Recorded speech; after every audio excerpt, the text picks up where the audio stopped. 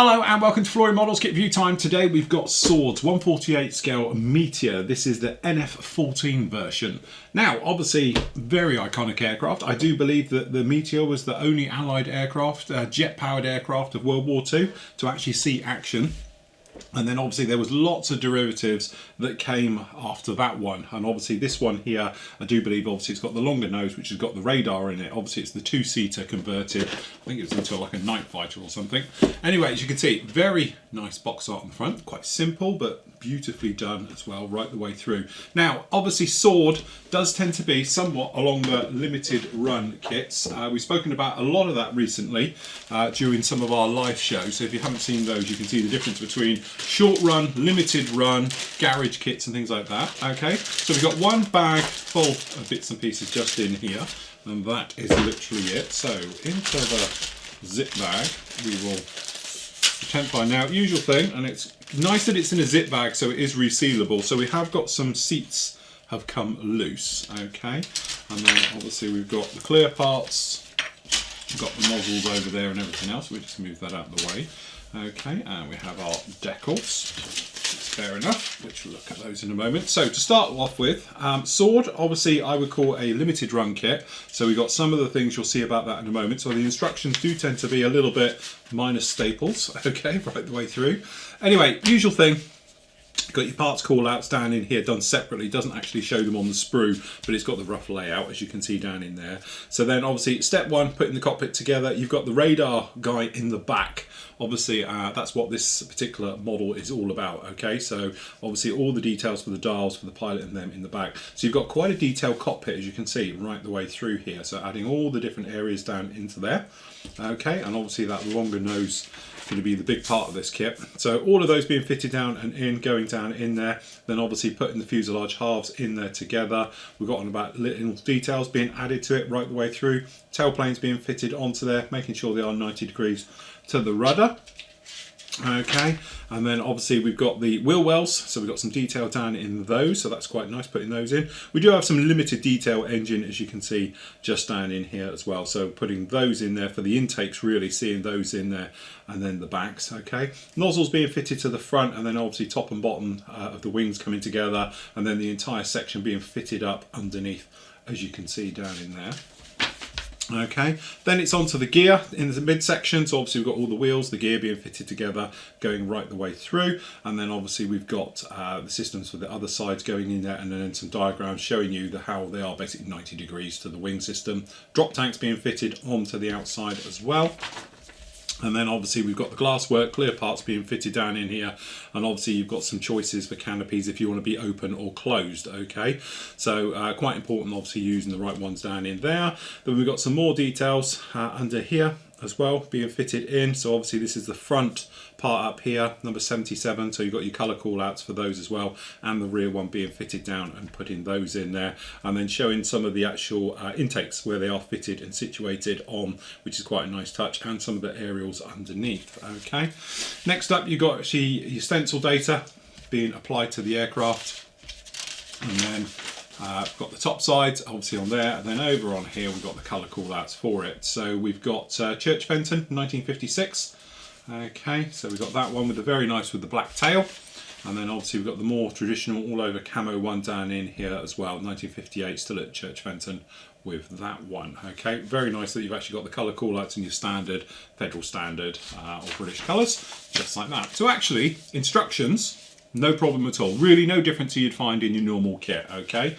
Decals, looking beautiful, I have to say. These are Tech Mod decals as well, which I wasn't expecting.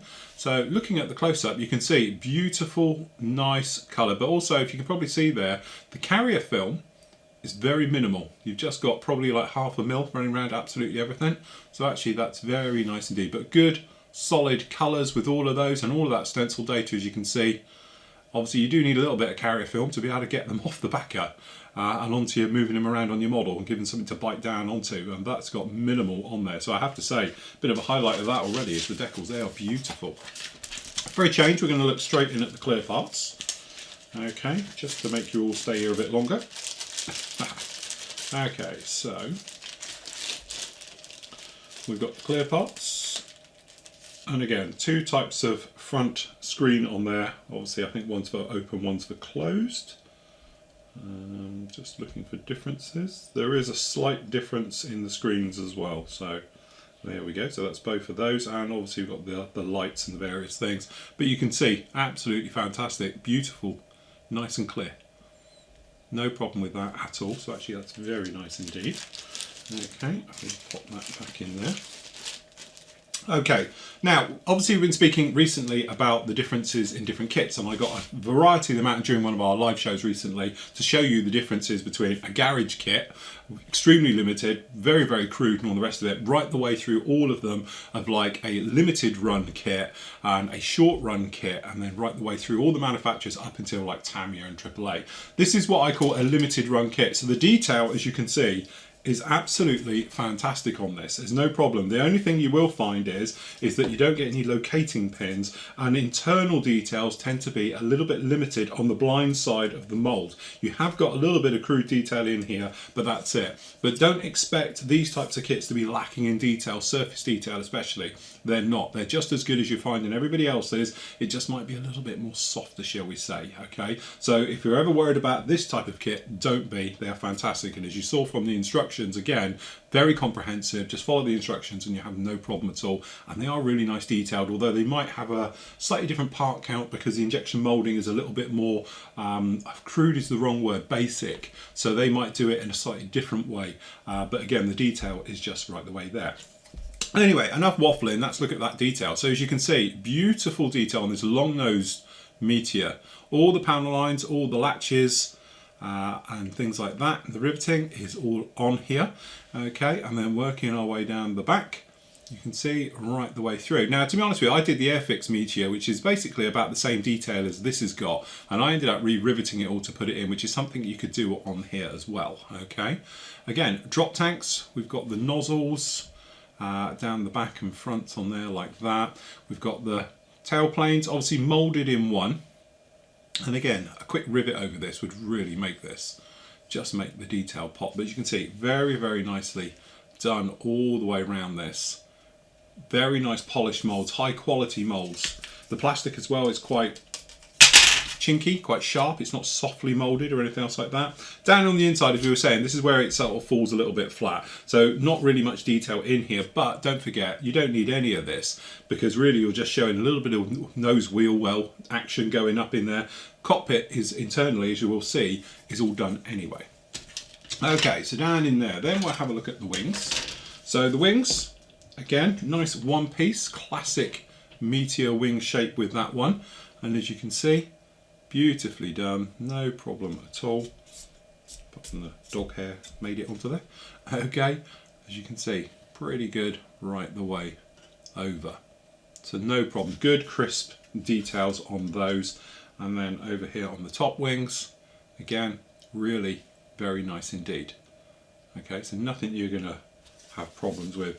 On the inside, again, we have got some detail down in here. There's a couple of ejector pins in there, but let's face it, no one's going to see it. So generally inside, but again, no locating pins at all. But on something like this, really, you don't need them. Okay, so no problem with those.